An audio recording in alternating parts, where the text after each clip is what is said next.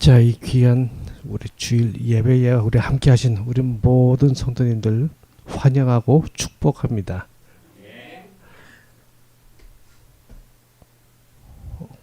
혹시요, 경마장에 가보신 적이 있으신가요? 오, 있으시네. 와, 저는 없습니다. 그런데 할 얘기거리가 하나 있습니다. 혹시 경마장에서 경주 말들이 있죠? 정말 말들이 열심히 달리는데 우리가 아주 앞서고는 정말 아주 짜릿한, 경주는 항상 모든 종목 불가능하고 짜릿합니다. 그런데 경주 1등, 2등, 3등 그거 상관없이요, 다른 점에서 자세히 들여다보면 뭔가 특이한 점이 있습니다. 그 말들을 보면요, 말들을 하나같이 전부 다 모든 달리는 말들이 눈가리기를 하고 있어요. 경주마들은 눈가리개를 합니다. 왜 그런 걸까요? 자, 또 다른 얘기 또 하나 또 보겠습니다.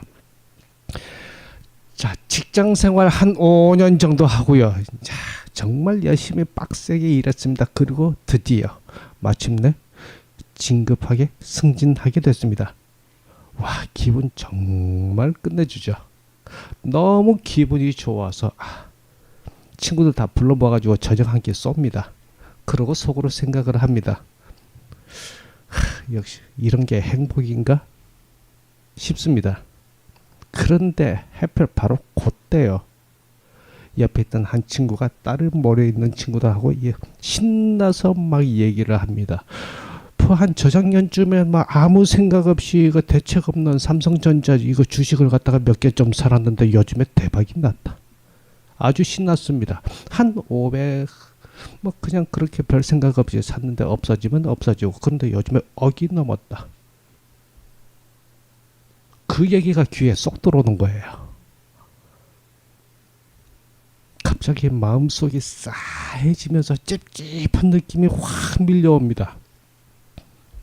분명히 오늘 굉장히 너무너무 기분 좋은 날이고요, 행복감이 아주 충만했거든요. 그런데 이 찝찝함은 이게 웬일입니까? 이건 뭐지 싶습니다. 왜 그런 걸까요? 사실은 이거 다 완전히 다른 얘기인 것 같은데 그 속내는 너무 똑같은 얘기입니다. 그리고요, 우리 오늘 방금 읽어보신 우리 가인과 아벨 이야기에서도 바로 똑같은 바로 그 메시지, 그 얘기를 우리가 만나볼 수 있습니다. 아주 정말 소름 끼칠 정도입니다. 오늘 그 얘기를 한번 나눠보겠습니다. 자, 먼저 일반적인 얘기를 한번 해보면요, 이 얘기 너무 익숙하죠.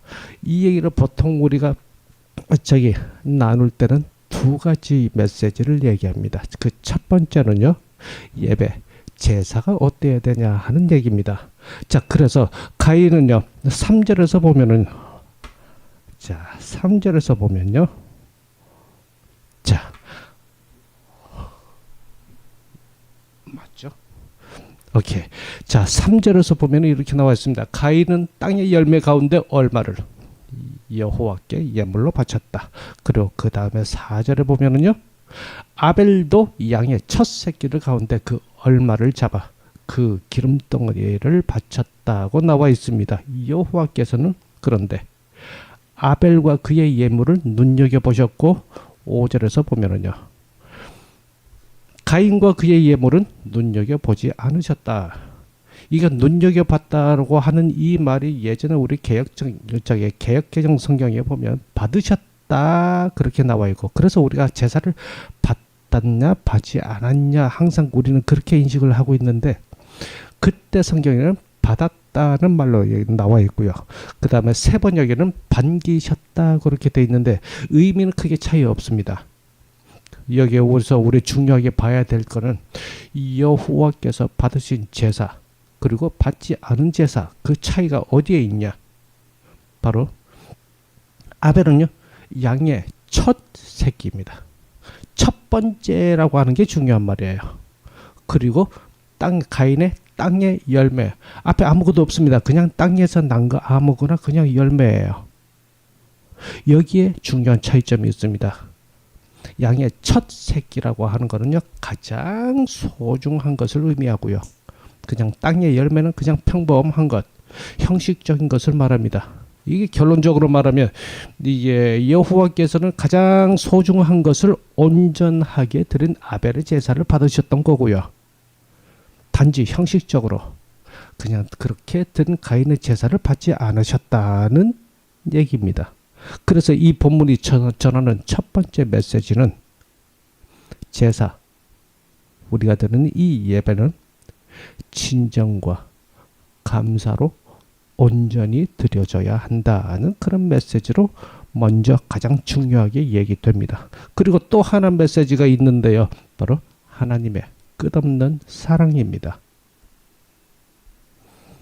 5절에서 여기 7절 사이에 보면은요, 자신의 가인, 자신의 제사가 받아들여지지 않자 가인이 분노했는데 그 분노하는 정도가 어느 정도 크게 화를 내고 그리고 고개를 떨구기까지 했습니다. 이게 그냥 화를 내는 게 아니라 고개를 떨구며 하면 그 마음속에서 화를 갖다가 분노를 갖다가 극한으로 증폭시킨다는 얘기예요. 마음을 다잡는다는 얘기야. 그 화에 대한 마음을 고개를 떨군다는 말은요. 그리고 난 다음에 여호와께서는 이후에 이런 상황을 보고 여호와께서 이후에 어떤 일이 일어날지 미리 아신 겁니다.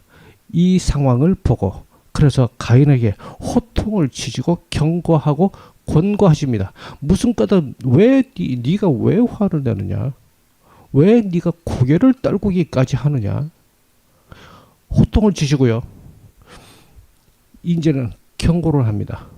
네가 잘한다면 고개를 들 수 있지 않겠느냐? 행동은 네가 잘 못하면 죄가 문 앞에 숨어 기다리고 있다. 네 죄의 욕구로 향해 있다 하더라도 네 마음속이 그렇다 하더라도 너는 이겨내야 한다. 경고와 거기에다가 권고까지 합니다. 네 죄를 자 마지막에 죄의 욕구가 향해 있더라도 넌 이겨내야 한다. 여기까지 분명히 여호와께서 자 아벨 최초의 그 살인 사건이 일어나기 전에 세 가지로 호통치시고 경고하시고 바로 권고까지 하셨습니다. 여호와께서 이 부분도 우리가 잘 봐야 돼요. 가인의 화가 어느 정도인지 분명히 여호와의 뭐 이런 얘기가 있었는데 결국에는요. 그럼에도 불구하고 가인은 분에 못 이겨서 동생 아벨을 쳐 죽였습니다. 근데 이게 보면은요. 그냥 홧김에 훅 해가지고 저게 충동적 살인이 아니에요. 이건 계획살인입니다. 우리 인간 세상에서도 계획살인은요. 의도적인 살인은요. 이거 형벌이 따블로 올라갑니다. 그죠? 그걸 어디에서 알 수 있냐 하면요. 아벨에게 나가자. 들에 이르자. 들에서 죽였다는 얘기인데 이때 당시 상황에서는 사람들이 없는 들판에 나가면 사람들을 보는 사람이 아무도 없어요. 다시 말해서 아무도 보지 않는 곳에 데리고 가서 그때 가인의 생각은 거기로 가면은 여호와의 눈도 피한다고 나름 그렇게 생각을 한 거예요. 그래서 바로 직전에 여호와의 그런 호통과 경고와 권고가 있었음에도 불구하고 전혀 귀에 안 들어온 거예요. 단 한마디도. 그리고는 들어가가지고 그냥 화만 키우고 그리고 들어가가지고 밖에 데리고 나가가지고 들판에서 아무도 보지 않는 곳에서 달려들어 죽였다고 했어요. 이건 철저하게 의도되고 계획을 한 살인입니다. 그 정도로 이 살인 사건이 정말 처참하고 비극적인 사건입니다. 잔인한 사건이었습니다. 그래서 그 대가로 여호와께서는요 가인에게 감당하기 어려운 그런 무거운 형벌을 내리십니다. 12절에 이렇게 나와 있죠. 네가 땅을 갈아도 땅이 너에게 열매를 더는 내주지 않을 거고 너는 땅에서 이리저리 떠돌아다녀야 하게 될 거다. 그러니까 그걸로 끝입니까? 아니요. 두 번째 메시지는 여기에 있습니다. 이런 상황에서도 가인이 힘들다고 하니까 결국에는요. 아무도 그를 쳐 죽이지 못하게 했다. 다시 말해서 하나님께서 그렇게 무서운 감당할 수 없는 그런 형벌을 내리시긴 하셨지만 형벌은 하나님의 몫이고 사람들이 그 목숨을 건드리는 것은 절대로 안 됩니다. 여기서 이게 바로 하나님의 끝없는 사랑이고요. 이런 모습은 사실 우리 창세기에서 맨 처음 아담 하와 얘기부터 볼 수 있습니다. 아담 하와 에덴 동산에서 떠날 때 그냥 내쫓았나요? 아니요. 옷을 다 입혀서 마지막에 보면은 옷을 해 입혔다고 나와 있어요. 하나님의 가슴이 찢어지는 벌을 그렇게 무거운 벌을 내지만 그 가슴 속에 사랑에 찢어지는 마음이 나오는 부분입니다. 그래서 우리가 보통 구약 성경을 전체 구약은 정의를 실현하고 심판을 얘기를 하고 예수 그리스도가 신약에서 사랑을 얘기하고 그렇게 얘기를 많이 하는데 아니요. 예수께서 그 성전에서 보면은 심판을 하십니다. 그리고 구약에서 끊임없이 마지막에는 사랑이었어요. 우리가 그 부분을 놓치면 안 되겠습니다. 그래서 이 두 가지요. 예배는 온전해야 되고 그 다음에 하나님의 사랑은 끝이 없으시고 이게 일반적으로 우리가 접할 수 있는 이 얘기를 통한 메시지고 내용입니다. 그런데 여기서 우리가 한 가지 더 생각을 해볼 게 있습니다. 이제부터가 진짜예요. 이게 본문에서는 직접적으로는 말하지 않습니다. 그런데 그 사이사이에서 보면 우리가 충분히 읽어낼 수 있는 부분들을 보자는 겁니다. 먼저 맨 처음에 본문은 오늘 제사로 시작합니다. 그런데 이 본문은요. 그 초점이 제사가 아니라 가인의 반응에 있어요. 아벨 얘기는 하나도 없습니다. 여호와께서 가인하고만 액션, 리액션 반응이 계속 나와요. 여호와께서 이 제사가 이렇게 됐을 때 가인이 어떤 반응을 했냐. 거기에다가 여호와께서 이렇게 말씀하셨는데 가인이 어떤 반응을 했냐. 여호와께서 형벌을 내리시니까 가인이 또 어떤 반응을 했냐. 계속 가인의 반응을 전부터 끝까지 지속적으로 얘기를 하고 있습니다. 그래서 그 부분, 그 가인의 반응, 리액션, 그 안에는 분명히 행동적인 측면이 있었고요. 그리고 감정, 심리적인 측면이 있습니다. 성경은요, 근데 성경은 가인의 행동에 대해서는 얘기를 하는데, 그죠?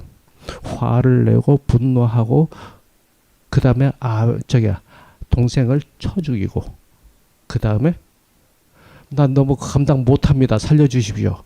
여호와께 말을 하고 이런 행동은 보이는데 그 마음의 심리적 감정 상태가 어땠다는 것은 보이지 않습니다. 그런데 이 행동과 대화 속에서 그 감정 상태, 그 심리적인 측면을 쭉 한번 그 감정선을 따라가 보면요. 우리와 딱 겹치게 되는 바로 그 지점을 만나게 됩니다. 거기서 지금 우리가 결코 지나칠 수 없는 우리가 정신이 번쩍 들게 되는 바로 그 메시지가 보이게 됩니다. 5절을 보시면은요.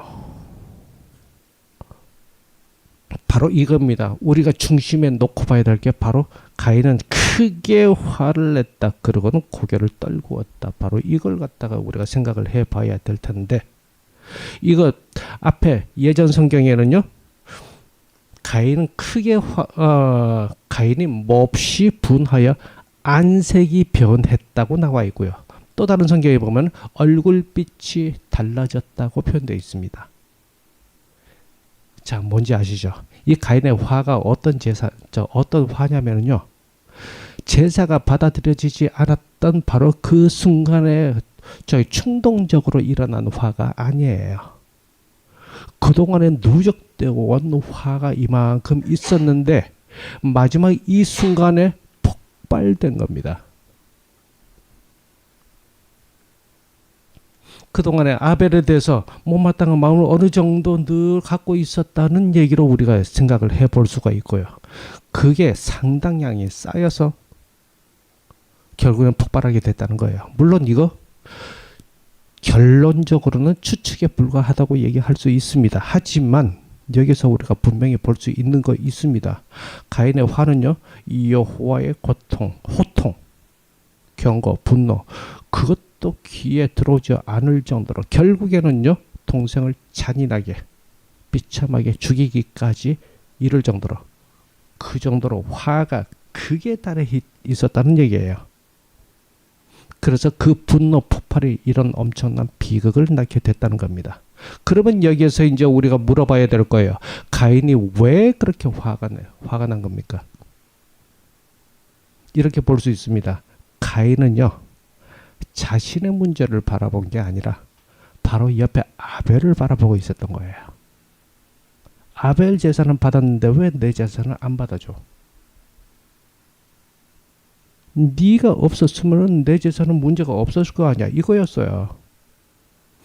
그것 때문에 바로 결국에는 존속살인까지 이르게 됐다는 겁니다. 그래서 여호와께서는 그걸 미리 아시고요. 이 화를 내는 거 보니까 얘는 계속 아벨을 보고 있었다는 거 여호와께서는 알고 계세요. 그래서 이렇게 화를 내는 거 보고 이거 일 나겠는데 미리 아시고 경고하셨던 거예요. 그래서 7절에서요. 죄가 문 앞에 숨어 기다리고 있다. 너에게로 죄의 욕구가 향하고 있더라도 넌 이겨내야 된다. 그죠?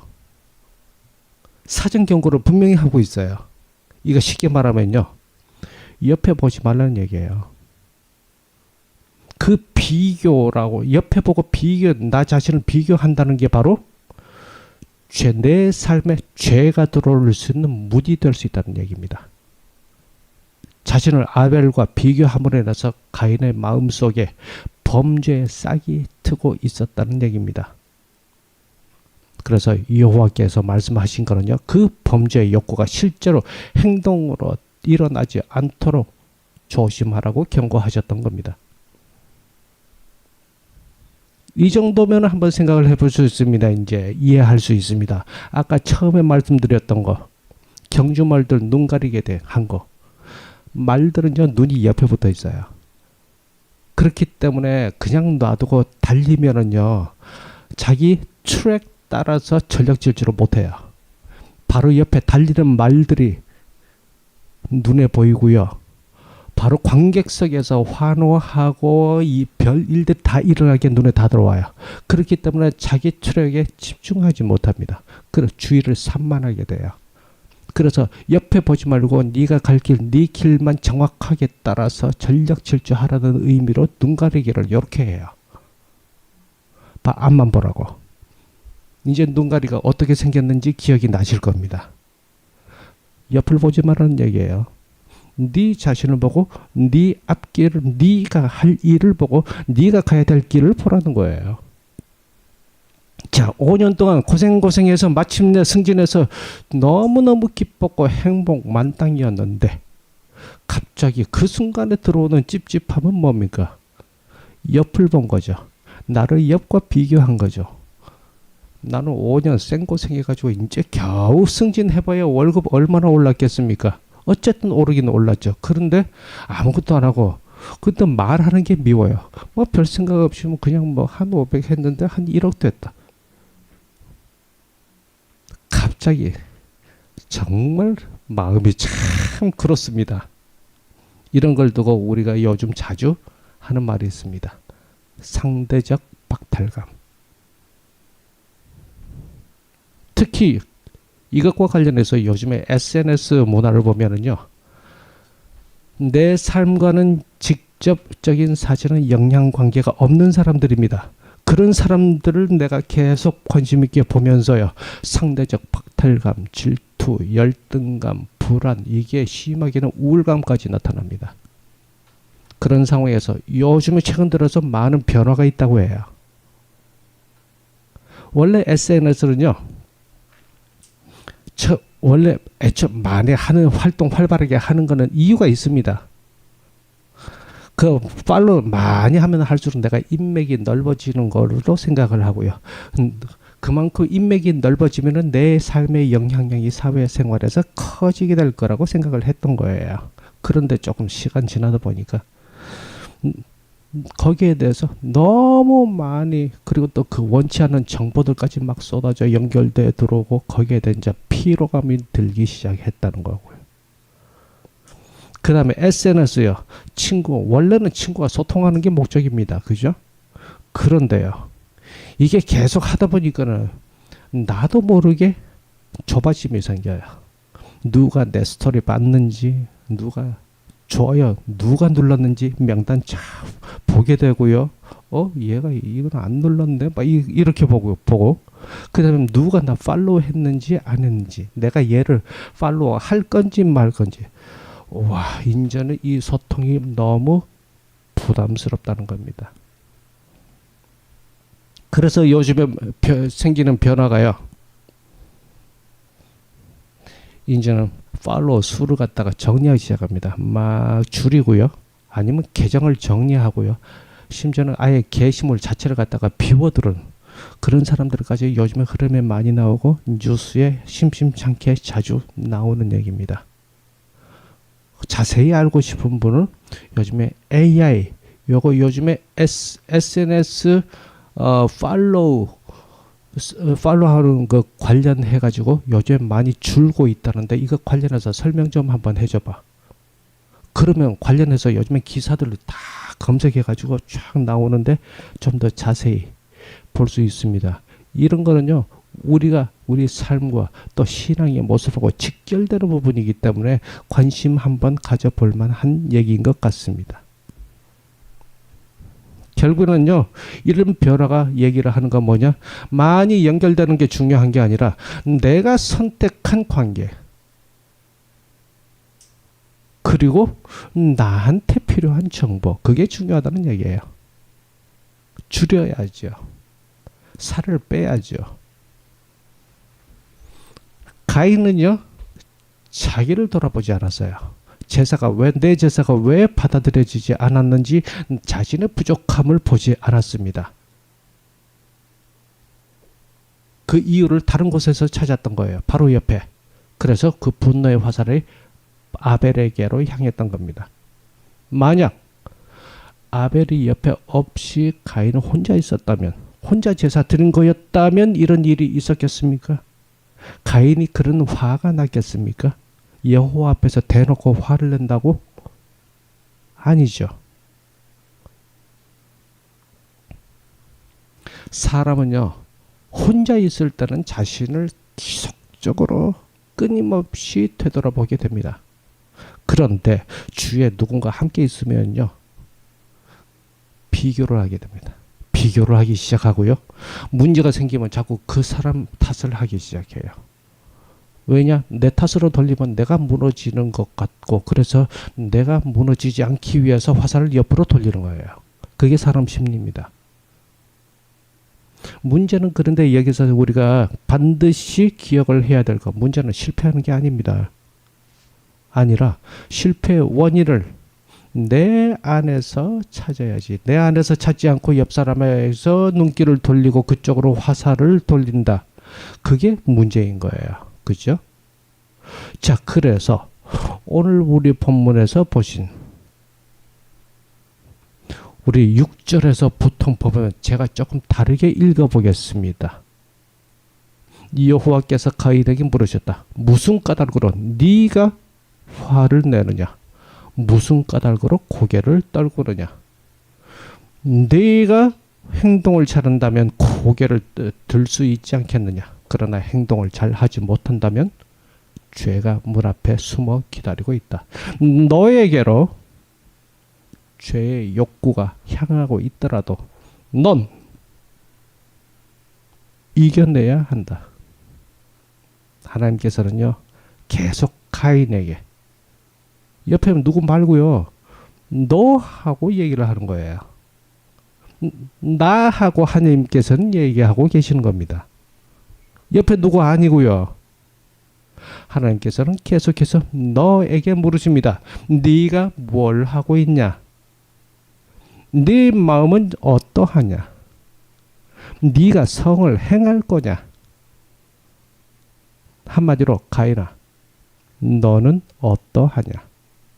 너는 어떠하냐? 그런데 가인은 계속해서 아벨을 보고 있었습니다. 아벨은 어떠한가? 너 때문에.